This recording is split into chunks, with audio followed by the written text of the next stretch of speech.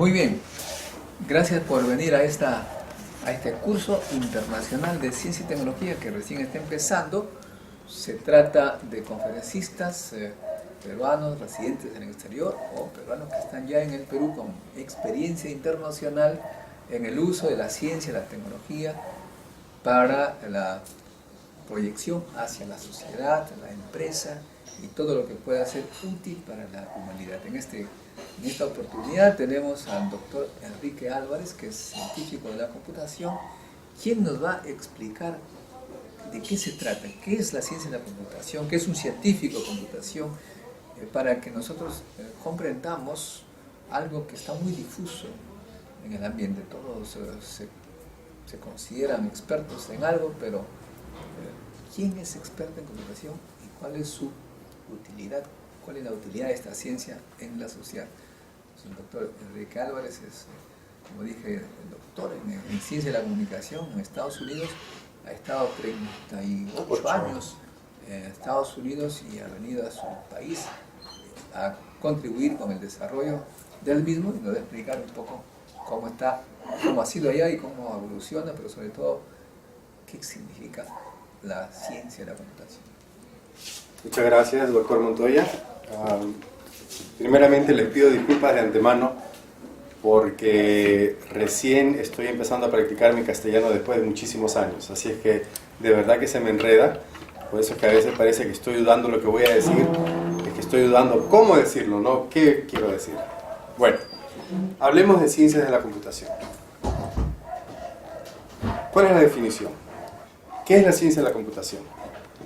Simplemente es el estudio formal de los conceptos teóricos, abstractos y prácticos de los problemas computacionales que pueden ser resueltos en forma computacional. Eso quiere decir usando una máquina, un ordenador, como le dicen algunas personas, o una computadora. La ciencia de la computación tiene ya muchísimos años, ya en los años 30, los años 40 ya se fue desarrollando y ha ido por muchas etapas. En los años 40 y algo, 50 y algo, se empezó a desarrollar una área que ahora se considera muy avanzada, pero en realidad tiene más de 60 años, 70 años, el área de inteligencia artificial, y vamos a hablar de eso también. Pero la forma más práctica como se expresa la ciencia de la computación es en la manera como la usamos diariamente. Y eso quiere decir a través de lo que más se ve en nuestra sociedad, y que es el software y el hardware. Y ahí viene otra área, hay muchas áreas en la ciencia de la computación, pero distingamos a un punto muy importante antes de entrar a los detalles de ingeniería de software o de inteligencia artificial. Tenemos la distinción entre un científico de la computación y un ingeniero de software. En el Perú, según veo y según me doy cuenta, ya habiendo regresado casi 3 meses más o menos, que hay una serie de terminologías para referirse al ingeniero de sistemas, de informática, de software, de gestión, y no estoy seguro que yo comprendo las definiciones claramente, pero en términos genéricos, cuando me refiero a un ingeniero de software, es la persona que se dedica a crear, a implementar sistemas de software que van a ser corridos, que van a ser implementados en sistemas de computadoras. Lo típico es que antes de que el ingeniero de software pueda utilizar una o varias tecnologías, esas tecnologías tienen que ser creadas, tienen que ser inventadas. Pero esas tecnologías no salen de la nada, salen de otro grupo de conocimiento que es lo fundamental en la ciencia de la computación. Es la ciencia, lo que nos da, los resultados que nos da la investigación científica de esta área. El científico tiene que crear, tiene que investigar, tiene que ser creativo, tiene que ser artista en cuanto a qué temas que no existen puedan ser útiles en nuestra sociedad, puedan resolver problemas computacionalmente. Hay muchos temas algunos que consideramos que no son avanzados porque son muy prácticos, y los que consideramos avanzados son generalmente los que son más difíciles de implementar, más difíciles de utilizar. Como les dije, el tema de ingeniería de software es el más común. Y hablemos un poquito de ingeniería de software para, digamos, aclarar algunas quizá nociones de lo que es y de lo que no es. El ingeniero de software tiene que dedicarse a utilizar tecnologías, y tecnologías quiere decir lenguajes, herramientas y implementos ya sea de software o de hardware, para poder así desarrollar sistemas. Cuando decimos que tenemos un sistema de software, en el Perú la terminología, según me parece, y me pueden corregir muchas personas, según me parece, no es la misma terminología que se usa, por ejemplo, donde yo he vivido por muchos años en los Estados Unidos. Allá hablamos de diferentes tipos de software. Hablamos de software de aplicaciones, software de sistemas, software teórico o académico. Software de aplicaciones es el software que se utiliza para desarrollar aplicaciones prácticas, típicamente comerciales, empresariales. El tipo de software que se desarrolla para controlar la máquina, para controlar la computadora, es lo que llamamos software de sistemas. O sea, tenemos software de aplicaciones por un lado, software de sistemas. Tenemos otro tipo de software. Ejemplos de software de sistemas. Sistemas operativos, compiladores, interpretadores, herramientas específicas para la máquina, para la computadora. No con propósito de generar, digamos, manejar una empresa, sino de manejar la parte interna de la computadora. Ese es software de sistemas. Cuando hablamos de software más teórico o académico, ese software que típicamente desarrollan como prototipos los científicos, para así poder, ¿cómo se dice?, empujar los límites, las barreras de la ciencia, de hacer experimentos computacionales para ver si es posible, si es probable, si es útil, y luego que se han hecho esos experimentos científicos de computación con software académico, con software teórico, de ahí nacen las tecnologías. Y las tecnologías van a crear herramientas más prácticas, van a crear software de aplicaciones. Pero algo hay en común, ya sea que el sistema de software sea con propósito comercial o con el propósito de controlar la computadora como un sistema operativo. El proceso de ingeniería que se debe seguir, de ingeniería de software, es el mismo. Se empieza con un grupo de requerimientos, se dice, un grupo de requerimientos que son establecidos por el cliente, la persona, la entidad, la empresa que pide que se desarrolle un proyecto de software. Esos requerimientos tienen que ser modelados, tienen que ser bien definidos. Bueno, como gerente de proyecto, como director de proyecto, una persona tiene que hacer muchas decisiones. Por ejemplo, tiene que decir qué metodología vamos a seguir en este proyecto. Porque cuando uno desarrolla software, se puede hacer de dos maneras básicamente, formalmente o informalmente. Desarrollando software informalmente es lo más fácil del mundo. Uno que sabe programar se sienta delante de su computadora, empieza a escribir código, dice qué quiero hacer esto, lo escribe rápidamente, es muy lindo. Pero eso no se presta a que ese software sea software comercial. No se presta a que ese software sea software de sistemas, como un sistema operativo, que es un sistema muy complejo. Entonces lo que se requiere es un nivel de formalidad. Y ese nivel de formalidad va a ayudar a que el proceso de desarrollo del proyecto tenga puntos, tenga partes, tenga secciones que puedan ser cuantificables, que puedan ser medidas, que puedan ser validadas, que puedan ser verificables. Entonces, escogiendo una u otra metodología es que se hace esto. Hay muchas metodologías. En mi carrera yo he utilizado 12, 15 quizás metodologías formales y otra variedad de metodologías que son personalizadas o muy específicas a una empresa en particular. Ahora en el mundo de software hay varias metodologías que son muy bien conocidas y son excelentes. El problema sucede cuando las empresas que tienen, cuyo papel es desarrollar software, no siguen esas metodologías. En mi carrera como consultor, yo desarrollo sistemas o dirijo la dirección al desarrollo de sistemas para clientes míos. Tengo muchos clientes en diferentes países y lo que he visto a través de los años, ya habiendo hecho esto por más de 30 y pico años, es que en algunas empresas, o en muchas empresas en realidad, no se sigue una formalidad. ¿Y qué es lo que sucede?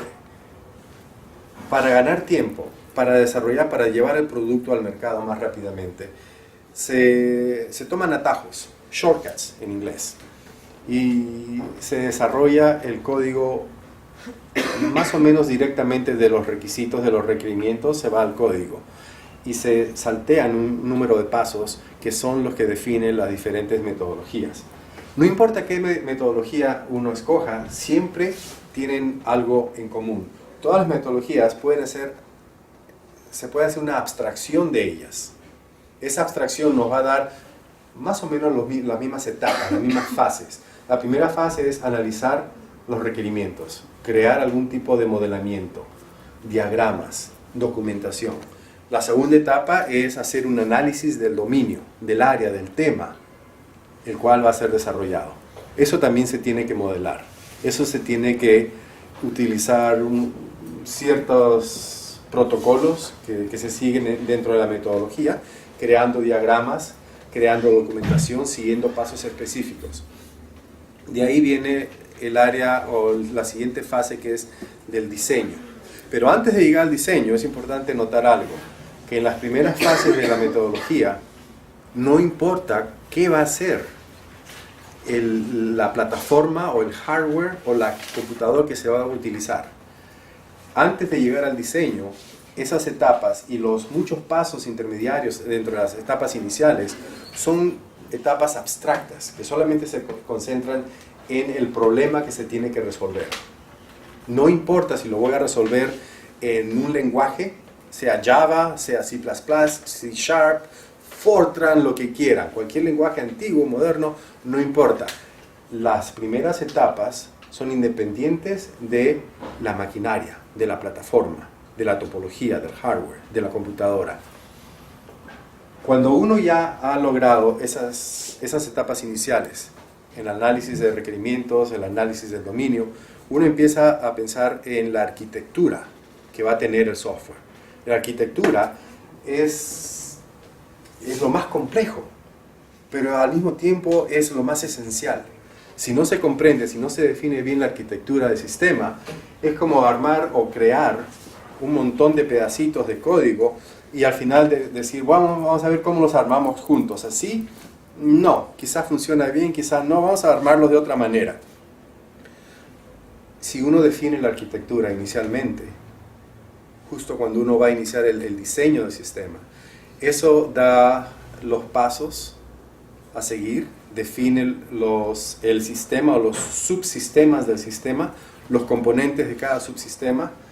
Hablando ya en más detalle, define las clases de objetos que se van a tener, las clases de funciones, de métodos. Hay mucha terminología bien específica, pero en general estamos hablando de una definición del mapa, de cómo y qué va a ser nuestro software. Ahora que ya hicimos el análisis del problema, ahora vamos a hacer el análisis de la solución. Y en medio de los dos, estamos analizando la arquitectura. Ahora sí consideramos en qué tipo de hardware, en qué tipo de máquina, en qué tipo de computadora, en qué tipo de plataforma o qué tecnologías son las que vamos a usar. Entonces ahora seguimos a la siguiente fase, que es la fase del diseño. El diseño tiene diferentes etapas o subetapas.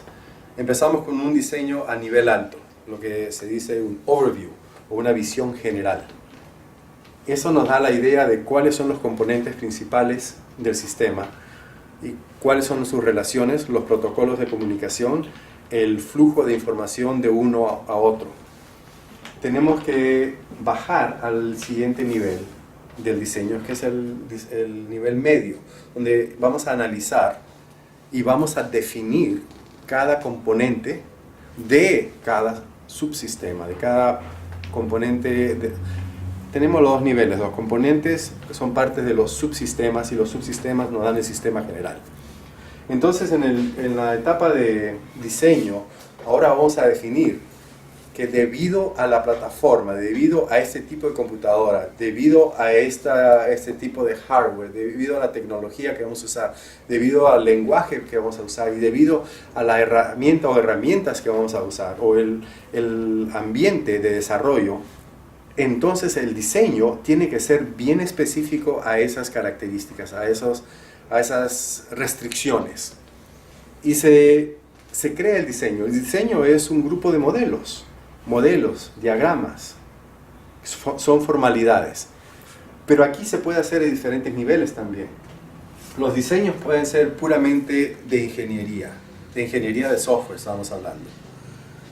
O pueden ser un poco más estrictos en el sentido de ser diseños más matemáticamente orientados. Se puede diseñar un componente que sea tan formalmente definido que se puede probar si es correcto o no en forma matemática. Se desarrollan modelos. Yo he desarrollado modelos matemáticos de diferentes componentes del proyecto, de los modelos de diseño, de los modelos de dominio, aún de los modelos de requerimientos. Se pueden definir matemáticamente. Algunos lugares, algunas empresas, algunas personas, algunos ingenieros hacen eso, otros no. Depende del nivel de certeza que uno quiera y del nivel de verificación y validación que uno requiera o que sea requerido de uno en el futuro. Por ejemplo, si voy a crear un paquete de software altamente matemático o altamente científico, o quizá militar, de aplicación militar, mis modelos van a ser muy matemáticos. En cambio, si la aplicación, si es un sistema de aplicación, si estamos desarrollando un proyecto comercial, la formalidad en cuanto al modelamiento no es tanta, no tiene que ser tan estricta, porque el nivel de desarrollo va a ser muy diferente. ¿Qué pasa después del diseño? Cuando tenemos los diseños de los diferentes componentes, ya al nivel más bajo, estamos hablando, si estamos utilizando tecnología de objetos, por ejemplo, que es una de las más comunes de las tecnologías, entonces estamos hablando de definir tipos, clases, instancias, objetos, comportamientos, métodos. Clases es el término más común que uno comprende cuando uno es un estudiante de ingeniería de software. Tipos son abstracciones de las clases. Las clases son implementaciones de los tipos. Después hablamos de objetos. Bueno, objetos son instanciaciones de los diferentes tipos o de las diferentes clases que han sido definidas dentro de un componente, dentro de un subsistema, dentro del sistema. O sea, hay muchos niveles. Pero aquí tenemos que hacer una decisión. Si vamos a utilizar, por ejemplo, la tecnología de objetos, que es muy bien definida, tiene muchos años. Yo aprendí a utilizar la tecnología de objetos en el 86, 87, por allá. O sea, esta tecnología está muy bien desarrollada y tenemos en la industria muchos lenguajes muy poderosos, muy potentes y herramientas que nos proveen el apoyo que se necesita para utilizar tecnología de objetos. Pero no es la única. Para desarrollar software podemos hacerlo con diferentes tecnologías. Por ejemplo, podemos utilizar tecnología basada en heurísticas. en conocimientos, o sea, no tanto en algoritmos, sino en heurísticas. ¿Cuál es la diferencia? Un algoritmo es un grupo de instrucciones o un patrón que nos va a dar un grupo de instrucciones bien definido. Los algoritmos pueden ser cuantificados, medidos analíticamente, matemáticamente, y se puede definir, se puede estudiar la velocidad de convergencia, se puede definir el nivel de complejidad de los algoritmos, etc. Es muy matemático ese tema. Y un estudiante universitario puede tomar todo un año más de estudio solamente de algoritmos.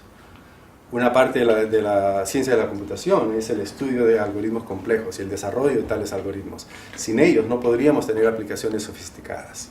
Bueno, pero podemos tener otro approach, ¿cómo se dice? Otro estilo en nuestra programación, en nuestro software, basado en heurísticas. Y hay un área muy importante de ciencias de computación que se dedica, más que nada, a utilizar ese tipo de programación, ese estilo, el paradigma de la heurística, que es en realidad representación del sentido común en forma de software. Y representar el sentido común humano es en realidad algo de lo más complicado. Si fuera fácil, ya tendríamos sistemas inteligentes que imiten perfectamente la inteligencia humana. No los tenemos por la complejidad, porque el cerebro es una entidad increíblemente compleja y nosotros estamos tratando de modelarla con software. Hemos hecho muchos avances en el área de inteligencia artificial, pero aún así nos falta mucho. Hablando de inteligencia artificial, las etapas que les estaba mencionando, las fases del proceso de desarrollo de software, es prácticamente lo mismo, pero tenemos una visión diferente, porque ahora estamos tratando de crear un sistema que simule la inteligencia humana. El área de inteligencia artificial tiene una meta, y la meta es crear software que pase el test o la prueba de Alan Turing. Se llama The Turing Test, la prueba de Turing. El señor Alan Turing, un famoso científico, en el año, creo que fue en 1948, cuando publicó un research paper, un documento de investigación, en el cual hizo varias proposiciones.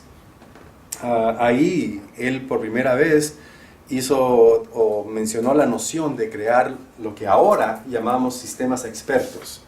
Antes no utilizaban esta terminología, pero básicamente eso es lo que él nos estaba diciendo.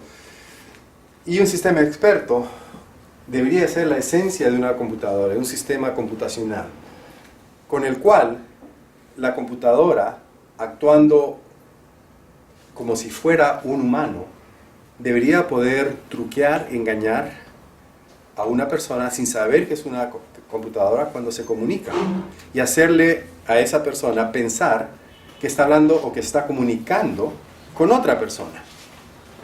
Es como si tuviéramos una cortina, la computadora está allá atrás y yo estoy acá, y yo le hago preguntas, me contesta, la computadora me hace preguntas, le contesto sin saber si hay persona o computadora. Cuando se pueda hacer ese tipo de prueba y la computadora logre convencerme que es una persona, o hacerme pensar que es una persona, entonces ha pasado la prueba de Turing. Quiere decir que hemos desarrollado un sistema inteligente. Ya hay sistemas inteligentes, altamente inteligentes, muy específicos, especializados en ciertas áreas. Varias compañías, y algunas muy famosas en el mundo, tienen sistemas increíblemente inteligentes, que son capaces de jugar ajedrez y ganarle prácticamente a cualquiera. Pero en forma más práctica, la inteligencia artificial tiene muchas áreas, y la forma como las notamos nosotros en la vida diaria es más que nada en forma de software. Por eso les mencioné las metodologías, el proceso de crear software. Es un proceso muy formal. Cuando las empresas, cuando las instituciones, ya sean empresariales, académicas, no siguen ese proceso formal, es cuando tienen problemas. Y muchas de ellas, me consta, no siguen las formalidades apropiadas porque ¿qué quieren hacer? Quieren llevar su producto al mercado lo más pronto posible, quieren ganar dinero, quieren sacar esa ganancia. Muy bien, muy lógico, pero cuando no dedican las formalidades, el tiempo a las formalidades, a las metodologías, a hacer los modelos, los diseños, etc., los problemas van a surgir, quizá en unos meses, quizá en unos años. Y el software tiene que ser corregido, nuevas versiones, y el tiempo que ahorraron al principio lo están desperdiciando al final. Y el dinero que ahorraron lo tienen que gastar después. Bueno, en forma práctica, en inteligencia artificial, lo vemos más que nada en software, aunque también lo tenemos en hardware. Robótica es una área de inteligencia artificial. En software lo vemos más prácticamente en áreas de productos o proyectos que tienen algún componente inteligente. Puede ser a diferentes niveles. Puede ser a un nivel total del sistema, que es un sistema experto.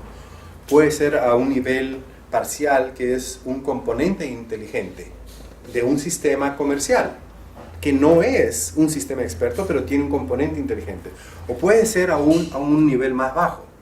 Puede ser dentro de un componente que no es inteligente, un componente típico, podemos, digamos, desarrollado con un lenguaje imperativo y desarrollado en forma algorítmica, podemos tener lo que se llaman intelligent agents, agentes inteligentes. Son pequeñas entidades, grupos de clases, si hablamos en tecnología de objetos, grupos de clases que van a simular inteligencia humana, porque siguen los principios de inteligencia artificial.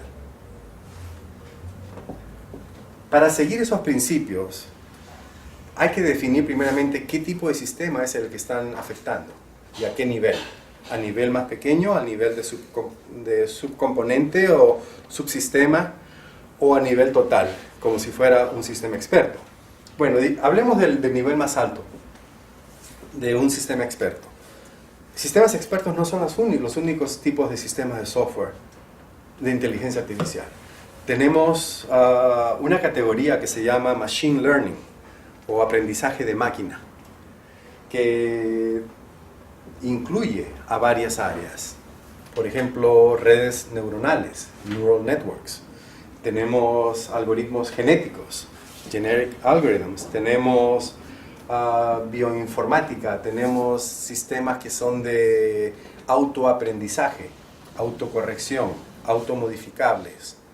Son sistemas inteligentes, no necesariamente sistemas expertos. Sistemas expertos son una categoría en particular. Le voy a hablar un poquito de sistemas expertos y en unos minutos también un poco de redes neuronales, que son las áreas más comúnmente conocidas. Hay muchas áreas, podríamos pasarnos horas de horas, pero no tenemos el tiempo para dedicarle a todo eso. En los sistemas expertos tenemos diferentes categorías.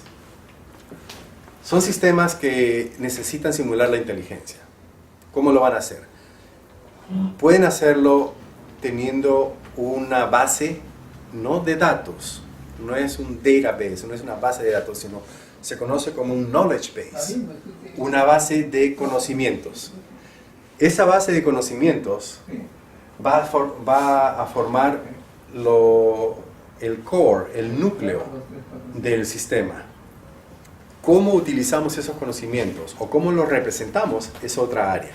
Tenemos diferentes tipos de representación de conocimiento, pero un estilo de sistemas expertos es basado en bases de conocimientos. Otro es basado en rule sets, conjuntos de reglas, grupos de reglas. Y ahí tenemos, ese es el tipo de sistema experto más comúnmente desarrollado. Y cuando digo reglas, son reglas que no son algorítmicas, son reglas heurísticas. Por ejemplo, si estoy afuera y hace calor, me quito el saco.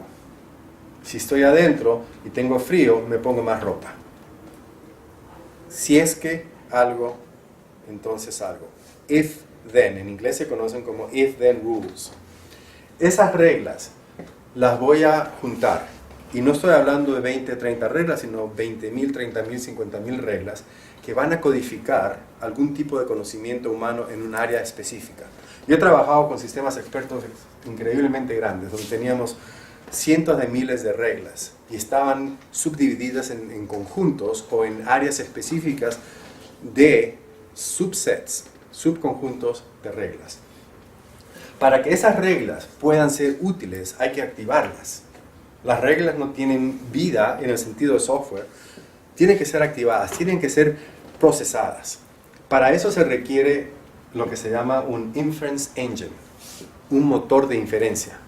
Un motor de inferencia, tal como ustedes quizá conozcan un motor de búsqueda, un search engine, o un motor para algún propósito específico dentro de un proyecto de software. Un motor de inferencia tiene la responsabilidad de crear inferencias basadas en dos cosas más que nada. Basadas en las reglas, basadas en los conocimientos que se han instituido dentro del paquete de software, dentro del sistema. El motor de inferencia, yo escribí uno, pueden ser muy complicados, pero son increíblemente educativos. Si alguna vez tienen la oportunidad de estudiar motores de inferencia en detalle, digamos tomando un curso como universitarios, solamente para que desarrollen, aunque sea uno pequeño, un motor de inferencia, es un increíble ejercicio para un ingeniero de software. Se aprende mucho. El motor de inferencia va a utilizar la base de conocimientos, va a utilizar las reglas, el conjunto de reglas, y va a utilizar un número de parámetros que tienen que ser creados simultáneamente, y los va a procesar. Hay diferentes maneras de procesar, pero el procesamiento de una regla a otra, y cuáles utilizar y cuáles no, se llama el procesamiento de encadenación o encadenamiento. No estoy seguro cuál palabra es correcta en castellano. Chaining. Chain, cadena, chaining. Encadenamiento, gracias. Entonces tenemos diferentes tipos. Tenemos encadenamiento hacia adelante o forward chaining, encadenamiento hacia atrás, backward chaining, o podemos mezclar un encadenamiento mixto. El forward chaining, el encadenamiento hacia adelante, se refiere más que nada a crear datos nuevos basados en datos ya existentes, ya verificados.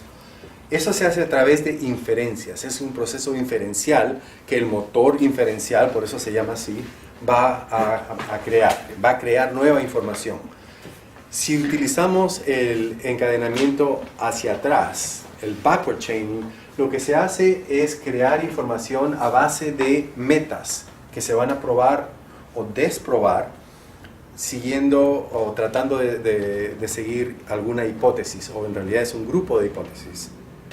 O sea, tenemos diferentes maneras de hacer las inferencias con las reglas, el conjunto de reglas, base de conocimientos y el motor inferencial.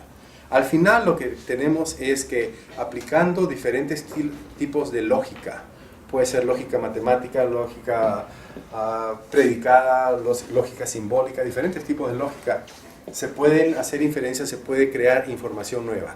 Esa información nueva va a ser acertada o reinstituida como conocimiento nuevo y ahora forma parte de la base inicial de conocimientos que tenemos en el sistema. ¿Qué estamos haciendo?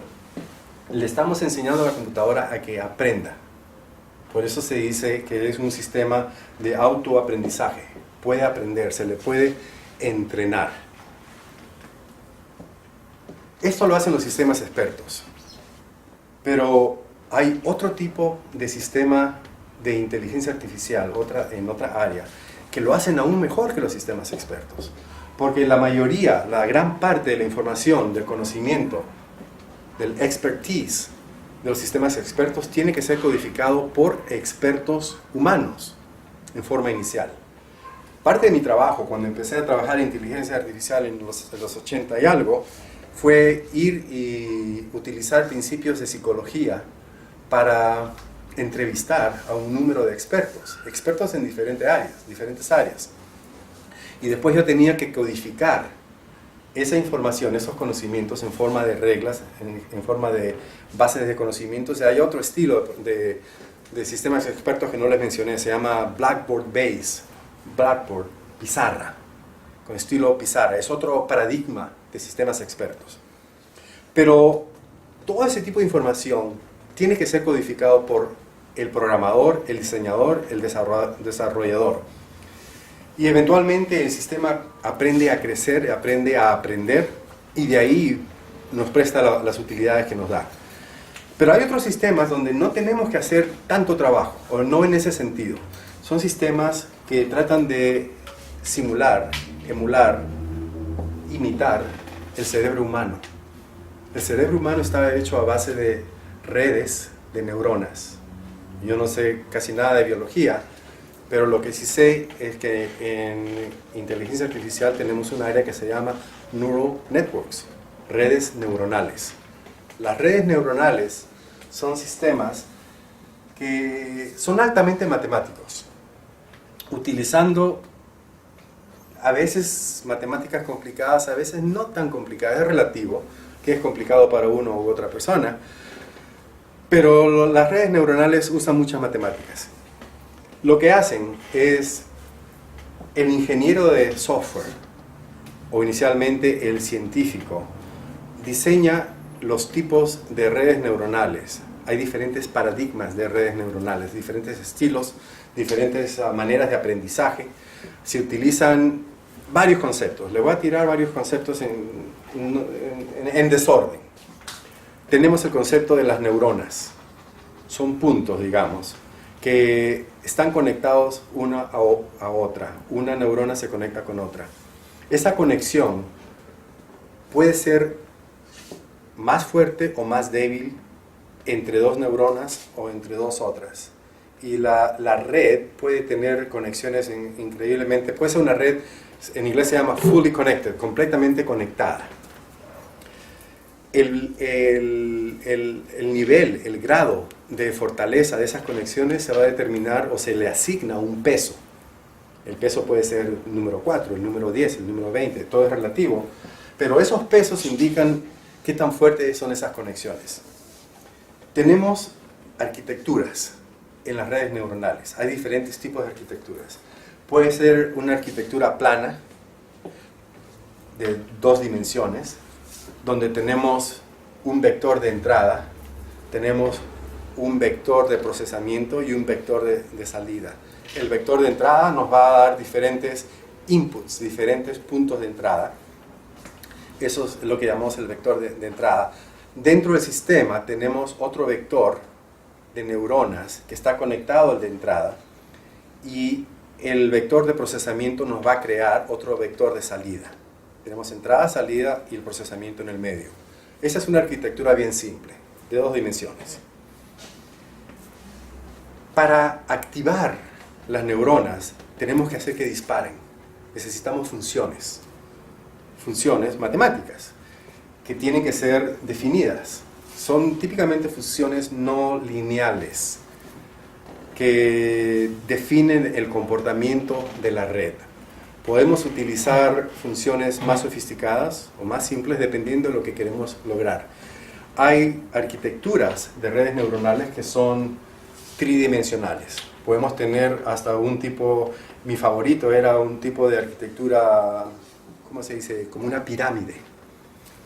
¿Piramidal? ¿Perdón? ¿Piramidal? Piramidal, esa es la palabra. Arquitectura piramidal. Pero aún considerando las arquitecturas simples, las redes neuronales tienden a ser bien potentes. Lo que hacen en general es utilizan el concepto de reconocimiento de patrones. Reconocimiento de patrones. Ese es un término muy importante. ¿Qué quiere decir?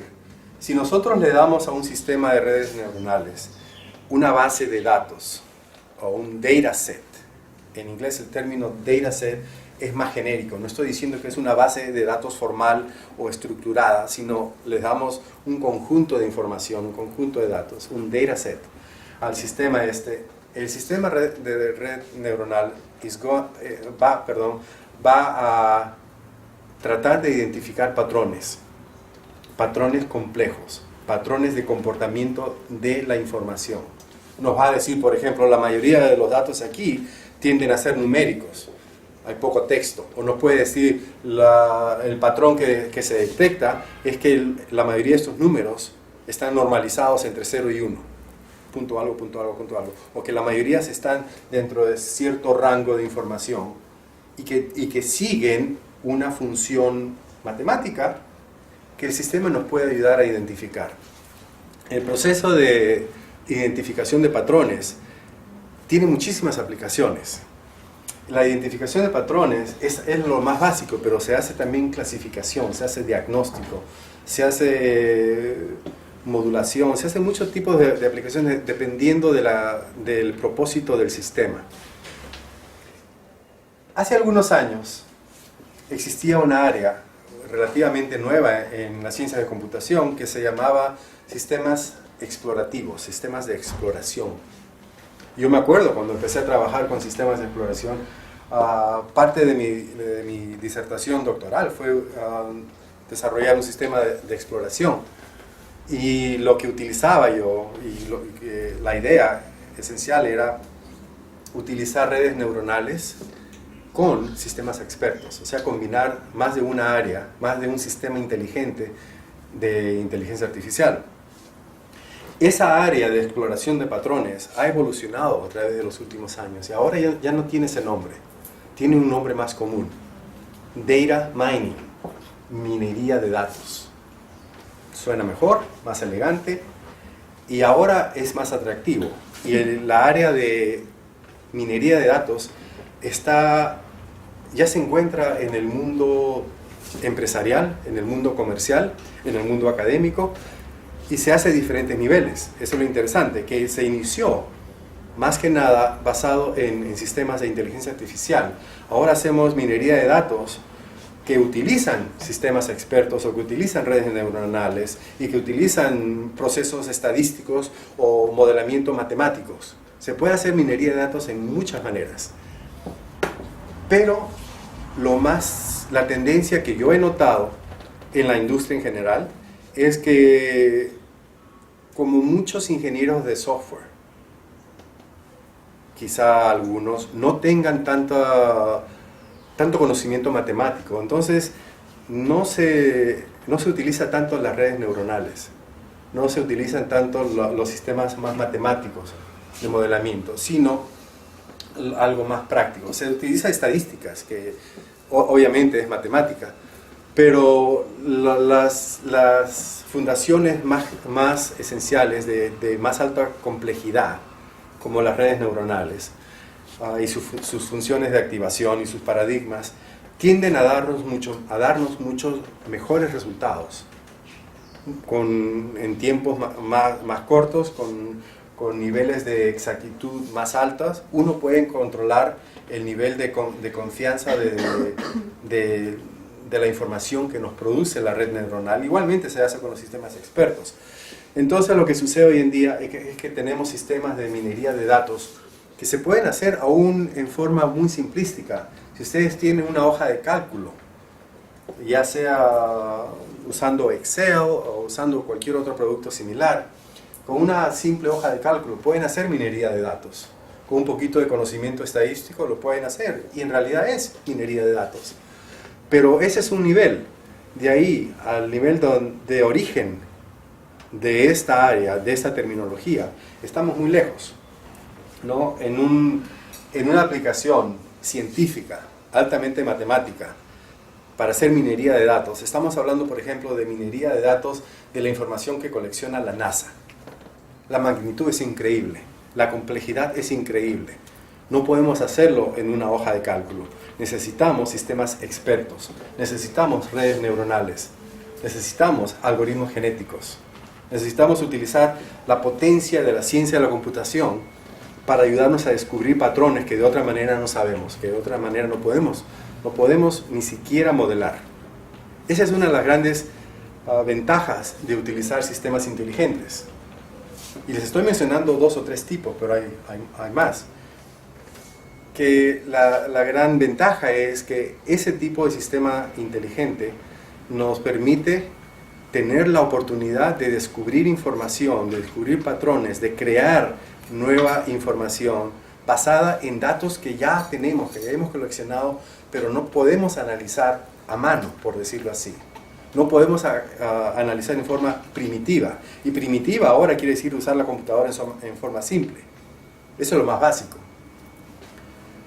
Pero dada la potencia de los otros sistemas, sistemas expertos, sistemas redes neuronales, algoritmos genéticos, lógica difusa, fuzzy logic, y especialmente cuando se combinan estos estilos de sistemas de software, la potencia es tremenda. Y eso se está haciendo.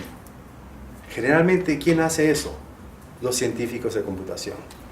En instituciones académicas o en instituciones privadas empresariales.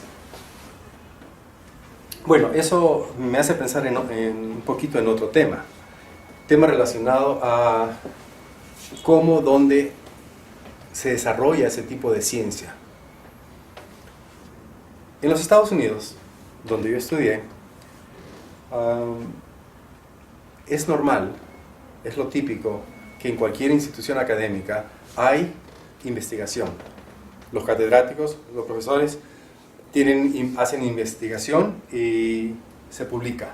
Pero no solamente en niveles académicos, sino en niveles empresariales.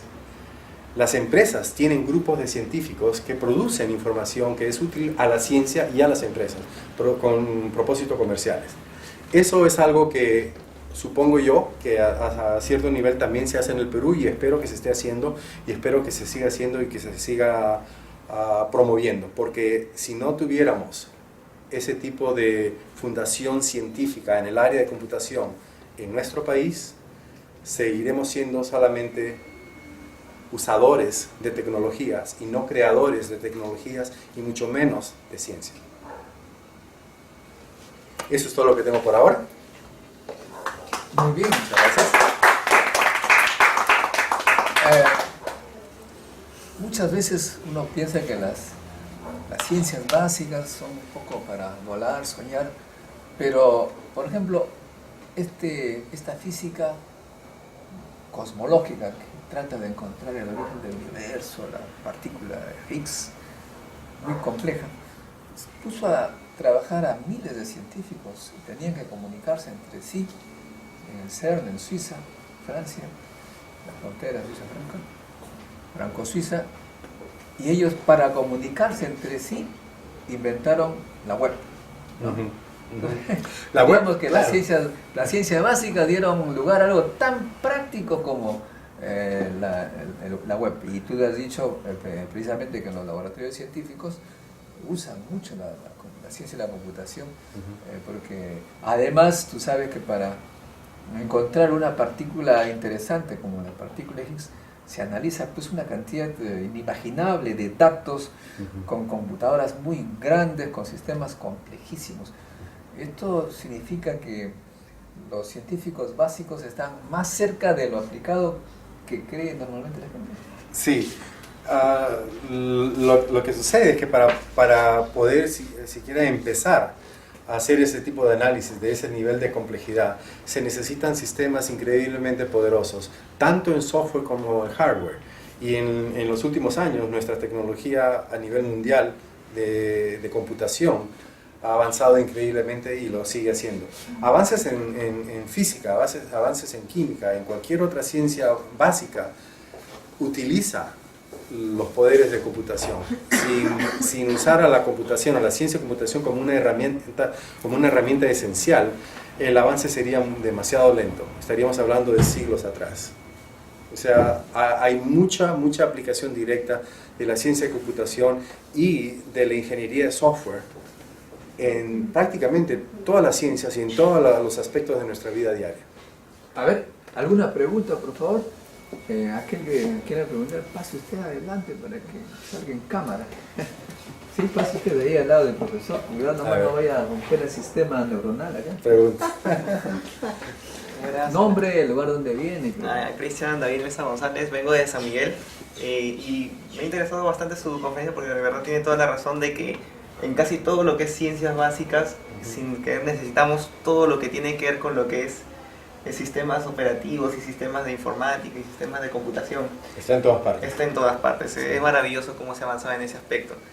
Quisiera más o menos preguntarle, ya que ahora ha visto la realidad cómo está aquí en este país y la diferencia que hay, ¿no?, entre un país y otro mencionó algo muy importante que era la parte de cómo allá ven esa parte de la informática, cómo están cada una de sus ramas. Y acá prácticamente no se ve así. ¿Cómo se puede empezar o cómo se puede encaminar a eso o los estudiantes mismos, cómo podemos nosotros empezar a desarrollar eso? ¿Qué recomendaría para? ¿Cómo se ha encontrado el Perú en este campo de la ciencia y de la computación acá?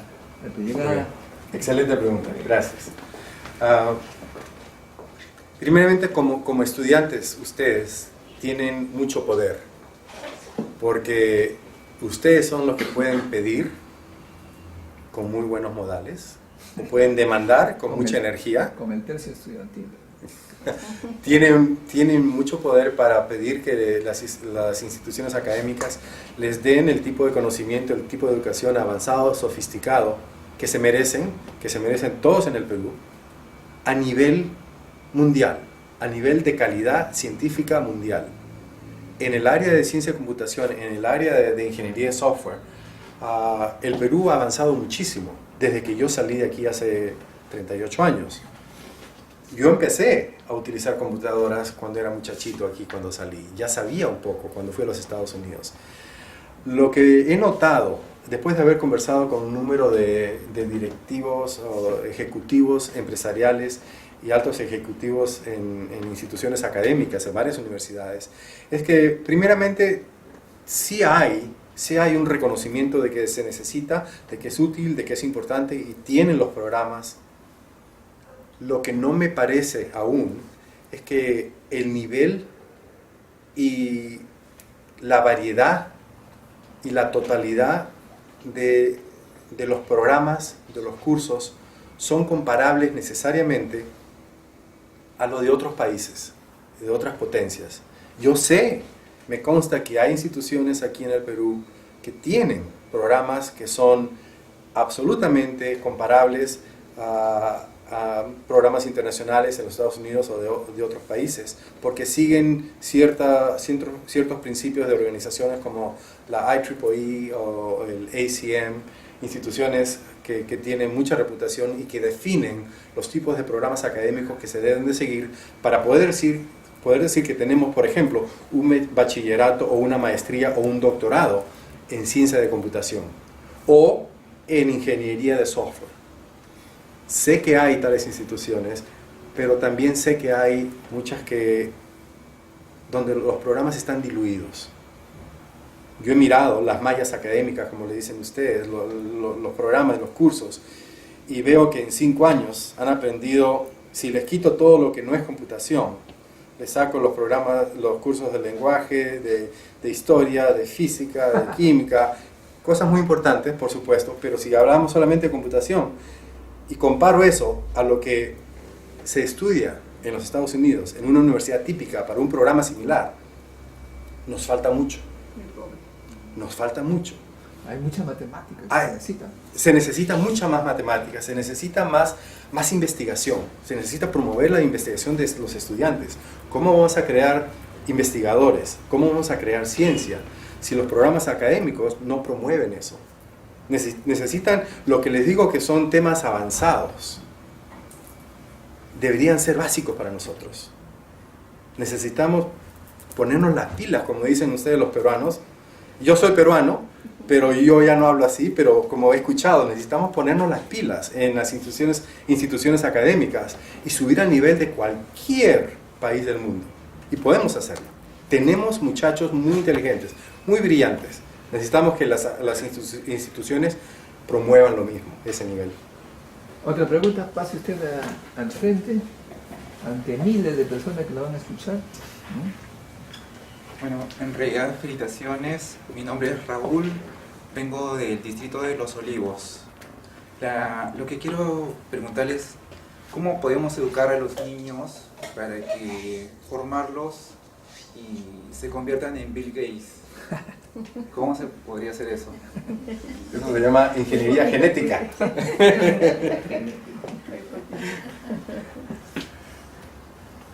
Muy buena pregunta. Básicamente yo pienso, y yo tengo 3 hijos, y A mis tres hijitos cuando eran chiquitos, desde que pudieron sentarse, los puse delante de una computadora. Tenían esas PCs, personal computers, antiguas, porque mis hijos ya tienen 20 y algo años. Desde que eran chiquitos, les ponía sus computadoras, cada uno tenía una, y ahí aprendían. Cada vez que podía, desarmaba la computadora delante de ellos, les enseñaba, les explicaba qué era el software, qué era el hardware, la terminología, cómo se hacen las cosas. Pero eso es en la casa, ahí se empieza. Pero después, antes de la universidad, ¿qué tenemos? El colegio. En el colegio, usar las computadoras debe ser algo diario, debe ser normal. En todo año de estudios, no cuando estén en la secundaria, sino desde chiquititos. Deben haber computadoras en todos los salones. Yo sé que cuestan dinero, yo sé que hay lugares muy humildes, muy pobres, donde no es fácil hacer eso. Pero estamos hablando de la situación ideal. Tiene que haber lo que se necesita, las computadoras. Tiene que haber los profesores que se sientan cómodos y capacitados de hacer los cursos, ya sea un curso de historia, de geografía, de lo que sea, usando las computadoras, enseñándoles la tecnología que existe, haciendo presentaciones de PowerPoint desde que son muchachitos, igual que hacían mis hijos. ¿Por qué? Porque tenían alguien que les enseñe. No tiene que ser el papá o la mamá, pero pueden ser los profesores en los colegios. Empieza ahí, empieza en la casa, se continúa en el colegio y se sigue en la universidad.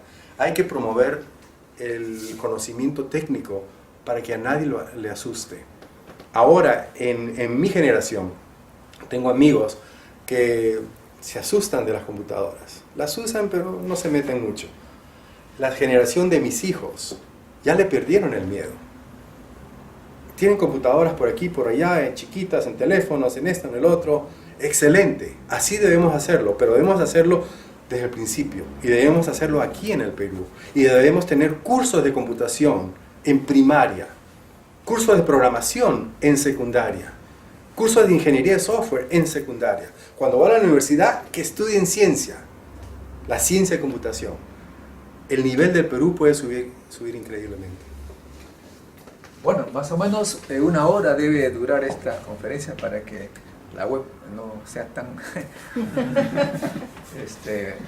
le agradezco enormemente, doctor. Muchas gracias, doctor Montoya. Es un aplauso, ¿verdad? Este es un curso que se llama Curso Internacional de Ciencia y Tecnología, que vamos a atender a los mejores conferencistas. Esta es la segunda conferencia. Pasen la voz a sus amigos, estén atentos a nuestros mensajes electrónicos. No solamente va a ser esta conferencia presencial, también la haremos por Skype, utilizando justamente los mecanismos que nos ofrece la tecnología. Norteamericanos, franceses, alemanes, que nos sigan hablando de cómo va avanzando la ciencia y la tecnología en el mundo. Y dicho sea de paso, este es un centro de formación de niños científicos y aplicamos lo que nos ha dicho, nos ha mencionado el doctor Álvarez, y de aquí han salido chicos que ahora están haciendo doctorado también en ciencia de la computación. Excelente. Excelente. Seguimos tus pasos, Enrique. Muy bien, muchas gracias. Bueno, y acá tienes un modesto certificado que da cuenta muchas de gracias. tu presencia. Muchas gracias. Por el Centro de Preparación de la Ciencia. Gracias. Es un gran honor. Muchas gracias, muy amable.